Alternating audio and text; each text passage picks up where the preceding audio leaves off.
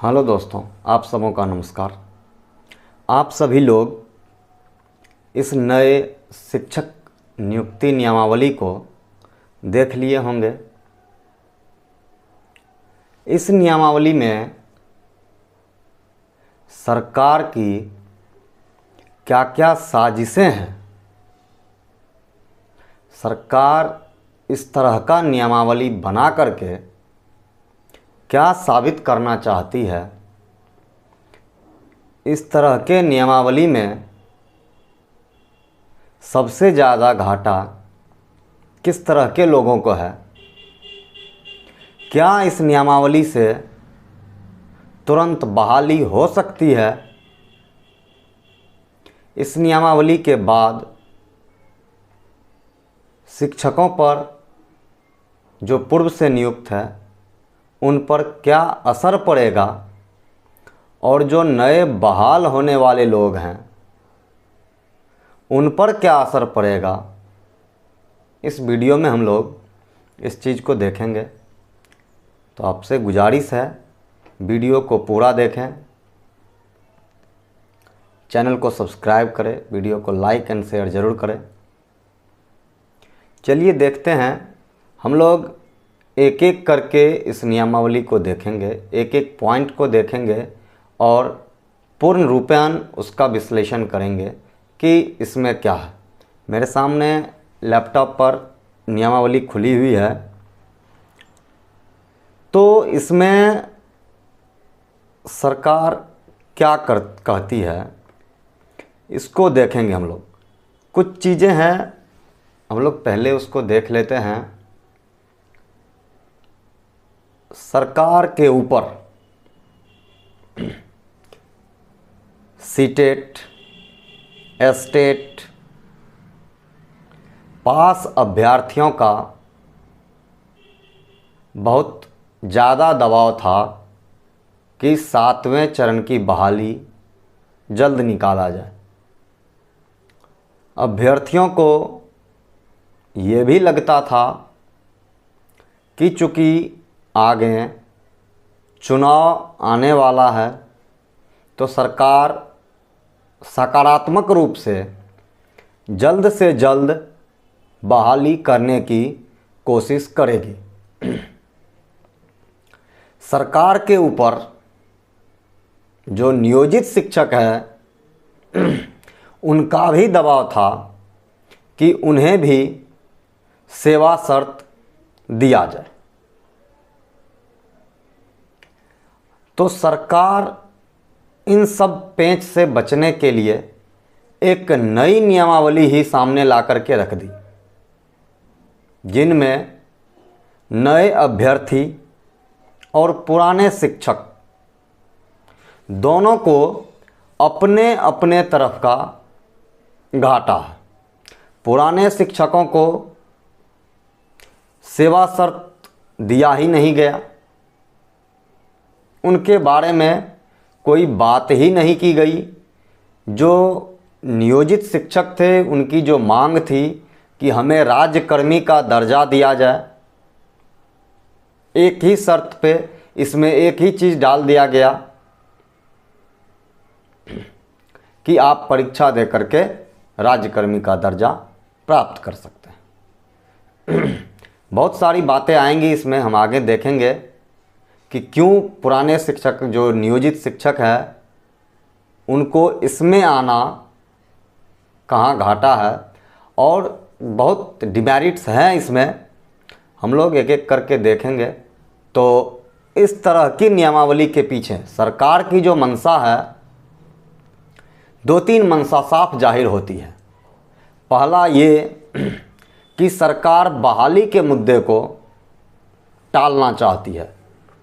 चूँकि सरकार घोषणा कर चुकी है, सरकार के मंत्री, मुख्यमंत्री, शिक्षा मंत्री, उप मुख्यमंत्री सारे लोग ये कहते नहीं थक रहे थे कि सरकार बहुत जल्द 3 लाख, 3.5 लाख शिक्षकों की बहाली करने जा रही है।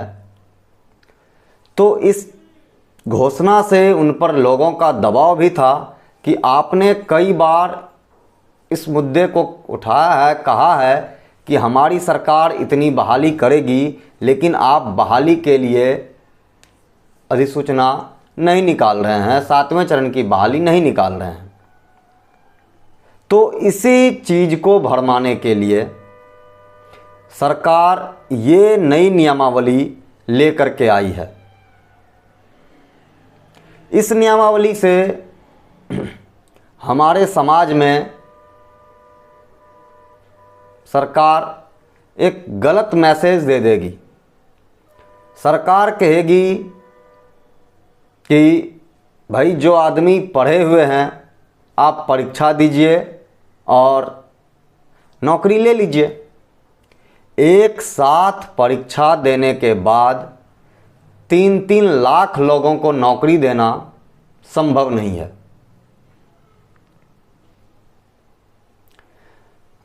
दूसरी, सरकार वोट बैंक भी साध लेगी। खैर वो अलग बात है। बहुत सारे अभ्यर्थी है सरकार से गुस्सा होंगे, धरना प्रदर्शन शुरू हो गया, सरकार के खिलाफ पुतला दहन कार्यक्रम शुरू हो गया। सरकार के विरुद्ध अभ्यर्थियों में गुस्सा भी है। कुछ पुराने मंत्रियों का ट्वीट भी वायरल हो रहा है जिसमें वो जो अभ्यर्थी है उनके पक्ष में आवाज़ उठाए थे और आज सरकार में रहने के बाद वो भी इस मुद्दे पर चुप है। चुप रहना उनकी मजबूरी हो सकती है, लेकिन इस तरह से जो शिक्षक अभ्यर्थी है जो बनने के कतार में है, उनके जीवन के साथ खिलवाड़ सरकार को नहीं करना चाहिए। लोगों का समय बहुत ही कीमती होता है। एक तो सरकार समय पर बहाली नहीं दे रही थी, दूसरी अब नया पेंच फंसा दी। तो इस नियमावली का जो नाम दिया है सरकार, वह बिहार राज्य विद्यालय अध्यापक नियुक्ति स्थानांतरण अनुशासनिक कार्रवाई एवं सेवा शर्त नियमावली 2023। इस नियमावली के अंतर्गत जो कुछ डिमेरिट्स हैं, जब कभी भी किसी नियुक्ति के लिए नियमावली बनती है तो नियमावली के अंतर्गत ही उसके वेतनमान की चर्चा होती है कि इस नियमावली के अंतर्गत जो लोग नियुक्त किए जाएंगे, जिस भी पद पर नियुक्त किए जाएंगे, आप लोग देखते होंगे जिस किसी भी बहाली की नियमावली जारी होती है, अधिसूचना जारी होती है, उसमें अलग अलग पोस्ट के लिए अलग अलग वेतनमान तय होता है। इस पोस्ट के लिए ये वेतनमान दिया जाएगा, इस पोस्ट के लिए ये वेतनमान दिया जाएगा। लेकिन आप लोग इस नियमावली को पढ़ने के बाद देखे होंगे कि इस तरह का कोई चीज़ नहीं दिया गया है कि इस नियमावली के अंतर्गत जो शिक्षक नियुक्त होंगे, भले ही उसे राज्यकर्मी का दर्जा मिले, लेकिन उनका वेतनमान क्या होगा। क्या उन्हें वो वेतनमान दिया जाएगा जो पुराने बीपीएससी से नियुक्त शिक्षक हैं, उनके बराबर वेतनमान दिया जाएगा? इस चीज़ की चर्चा इस नियमावली में कहीं नहीं है।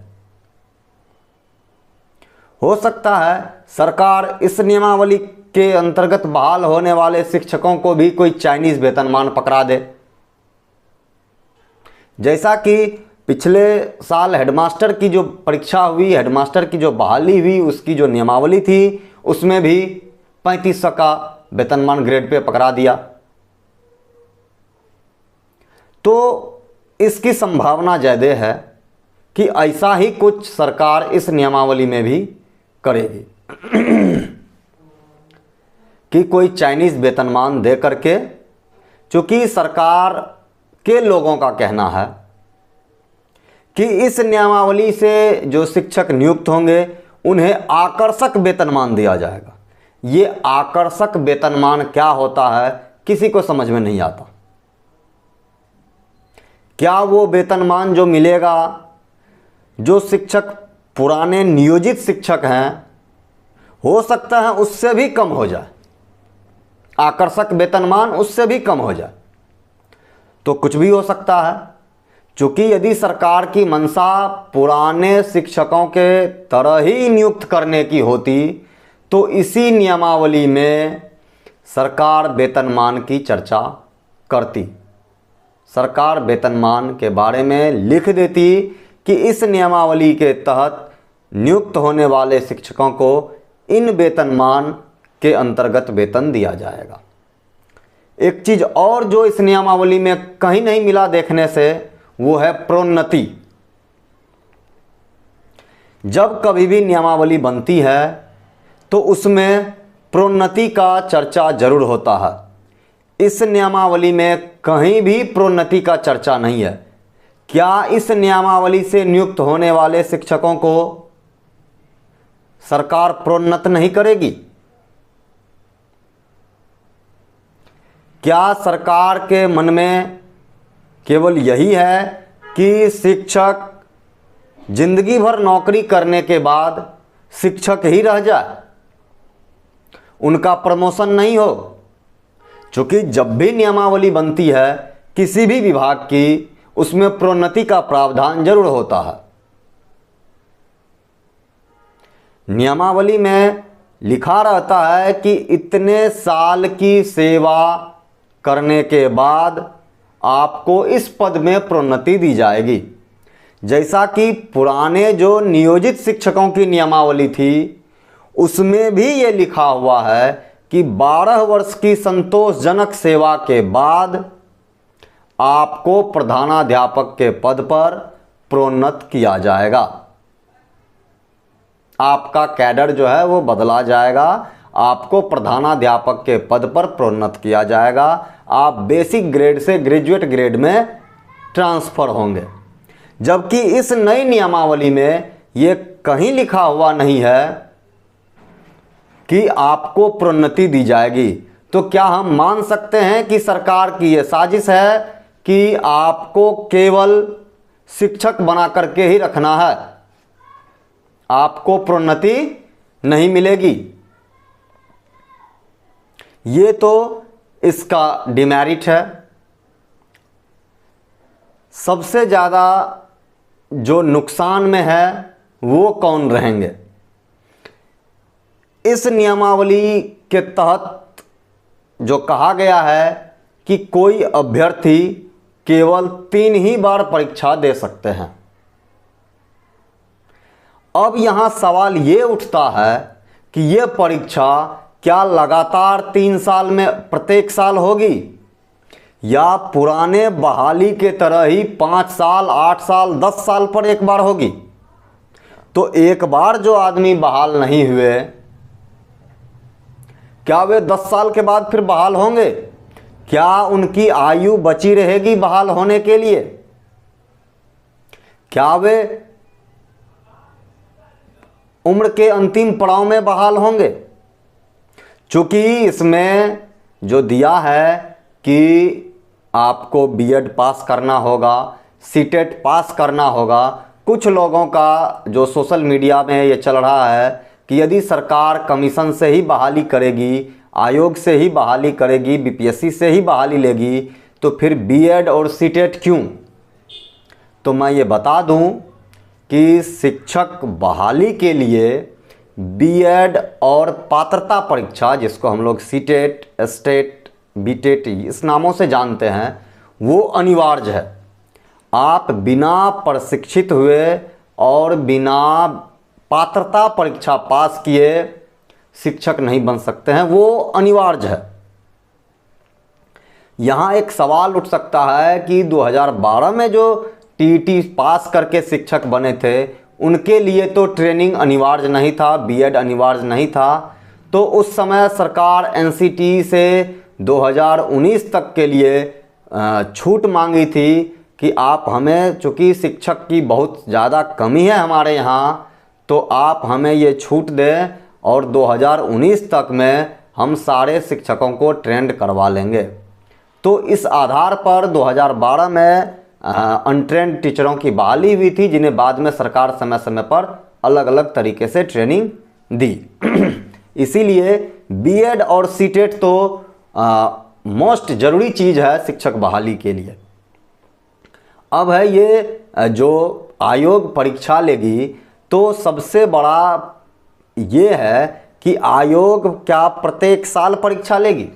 यदि बीपीएससी ही परीक्षा लेगी, जैसा कि बीपीएससी ने कहा है कि अब जो ट्रेंड देखने को मिल रहा है, प्रत्येक साल परीक्षा ली जा रही है, और बीपीएससी ने कहा है कि कई सारे पोस्ट के लिए हम एक साथ ही परीक्षा लेंगे, तो क्या बीपीएससी इस परीक्षा के लिए भी इसी साल परीक्षा ले लेगी, या सरकार नए आयोग का गठन करेगी? यदि सरकार नए आयोग का गठन करेगी इस परीक्षा के लिए, तो आयोग के गठन में भी समय लगेगा। माननीय शिक्षा मंत्री ने कहा है कि उम्मीद है कि यह परीक्षा बीपीएससी ही लेगी, तो एक उम्मीद है कि जल्दी हो जाए। लेकिन क्या बीपीएससी प्रत्येक साल परीक्षा लेगी? चूँकि परीक्षा लेने से पहले कई सारी प्रक्रियाओं का पालन करना होता है, और पूरे बिहार में शिक्षा मंत्री के अनुसार ही यदि 3-3.5 लाख सीट खाली है शिक्षकों के, तो जो जिला संवर्ग कैडर होगा उसमें प्रत्येक विद्यालय से रिक्ति मांगी जाएगी। जिला में रिक्ति आने के बाद प्रत्येक जिला से रिक्ति शिक्षा विभाग को जाएगी, विभाग से रिक्ति आयोग को जाएगी, और फिर आयोग उस रिक्ति के विरुद्ध पूरे राज्य में कितनी रिक्तियां हैं शिक्षकों की, कितने सीट वैकेंट है, उस वैकेंट सीट के विरुद्ध आयोग परीक्षा के लिए नई अधिसूचना जारी करेगी कि आप फॉर्म भर सकते हैं। फिर फॉर्म भरा जाएगा, फिर परीक्षा होगी, उसके बाद रिजल्ट फिर शिक्षा विभाग को भेज दिया जाएगा, और फिर विभाग बहाली करेगी, और बहाली करने के लिए जिला शिक्षा पदाधिकारी को अधिकृत किया गया है, जो जिला कैडर के हेड होंगे। तो यहाँ बहाली में लेट लगेगा। हो सकता है कि कुछ लोग इस चीज़ को लेकर के कोर्ट का भी रुख करें, तो वहाँ भी मामला फंस सकता है, चूँकि नियमावली में प्रोन्नति का कहीं प्रावधान नहीं है, वेतनमान का कहीं प्रावधान नहीं है। सरकार क्या वेतनमान देती है ये बाद में निर्धारित होगा। तो कई सारी चीज़ें हैं। तो जो अभ्यर्थी सीटेट बीएड करके इस इंतज़ार में थे कि बहाली 7वें चरण की बहाली इलेक्शन के पहले हो जाएगी, उन्हें मायूसी हाथ लगी है, और सबसे ज़्यादा घाटा उन्हीं को है। जहाँ तक नियोजित शिक्षकों की बात है, जो शिक्षक पहले से नियोजित हैं, घाटा उसे भी है। उनकी भी मांग थी कि हमें राज्यकर्मी का दर्जा दिया जाए, उन्हें भी राज्यकर्मी का दर्जा नहीं मिला, न ही उनके लिए कोई स्थानांतरण पॉलिसी लाई गई। चूँकि जो ट्रांसफ़र पॉलिसी है उसमें कहीं से भी सरकार को पैसा खर्च नहीं करना पड़ता, वो बिना पैसा खर्च किए शिक्षकों के लिए स्थानांतरण पॉलिसी ला सकती थी।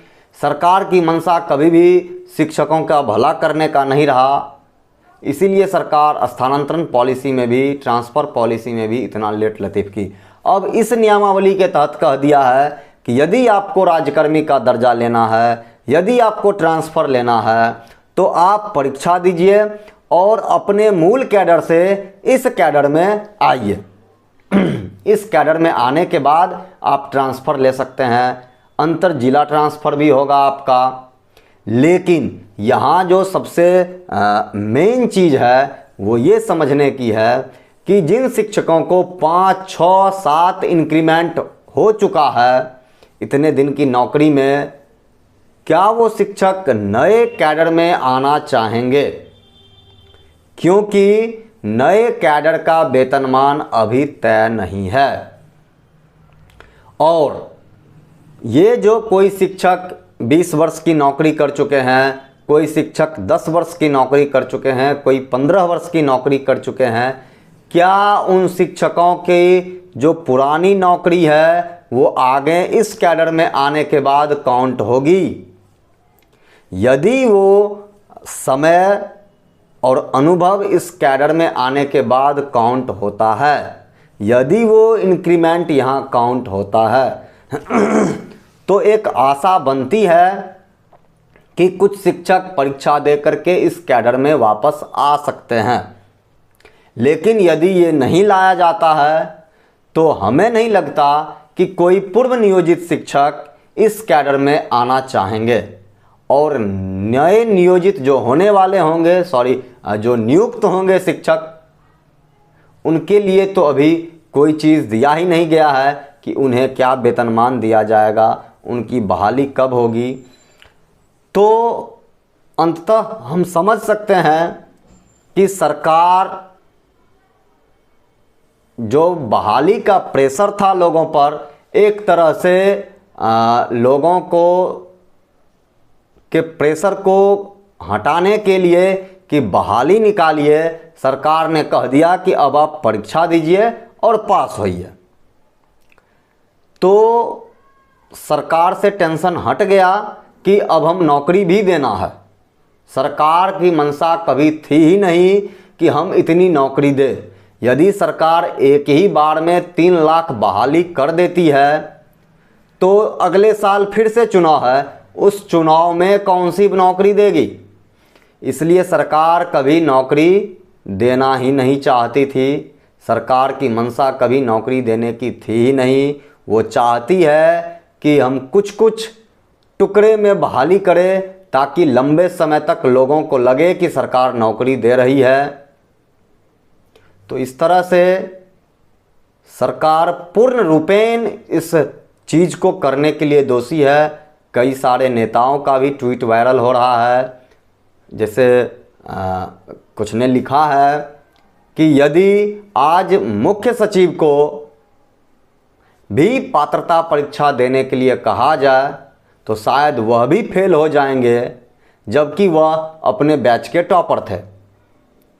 जो शिक्षक 15 साल 20 साल नौकरी कर चुके हैं, आप उन्हें बीपीएससी का परीक्षा देने के लिए कह रहे हैं। उनकी पुरानी सेवा को जरा सा भी आप ध्यान में नहीं रख रहे हैं, उनके 15 वर्षों के अनुभव को ध्यान में नहीं रख रहे हैं। तो आपकी मंशा, सरकार की मंशा शिक्षकों को लेकर के कभी अच्छी नहीं थी और न ही शायद रहेगी।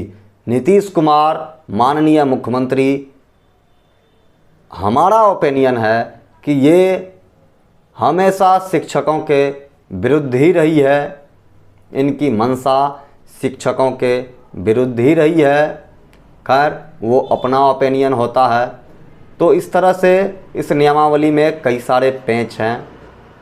बहाली होने में समय लगेगा। ये देखना होगा कि बहाली कब तक होती है, किस आयोग को मिलता है, बीपीएससी को मिलता है या कोई अलग आयोग गठन होता है। तो उसके बाद कब तक बहाली होती है। तो जो अभ्यर्थी इस इंतज़ार में थे कि निकट महीनों में बहाली 7वें चरण की शुरुआत होती, उन्हें अब साल भर या उससे ज़्यादा भी इंतज़ार करना पड़ सकता है। धन्यवाद। आपका दिन शुभ।